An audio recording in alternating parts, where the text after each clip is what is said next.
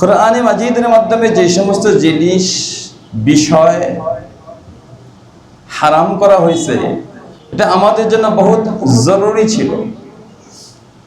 নবীজিকে একজন জিজ্ঞাসা করছে, ইয়া রাসূলুল্লাহ, আমি ইবাদত গুজার হতে চাই, ভালো ইবাদতকারী হতে চাই। নবীজি বলছে, ইত্তাকিল মাহারিমা তাকুন আ'বুদান নাস।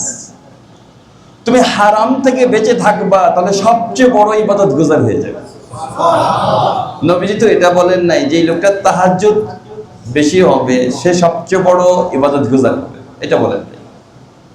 আমাদের দৃষ্টিতে যারা তাহাজ্জুদ মিস হয় না, আমাদের দৃষ্টিতে 3 তাসবিহ যাদের মিস হয় না, এরা মনে হয় সবচেয়ে বেশি ইবাদত গুজার।